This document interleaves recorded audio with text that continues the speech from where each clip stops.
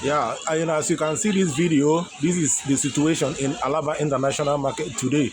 Uncle B1 reporting. As you can see, everywhere is filled up with water, and the market don't even close. Nobody, because water enter everybody shop. As you see where water they reach people. No better drainage system everywhere. They carry plaza block everywhere. No be small thing, no.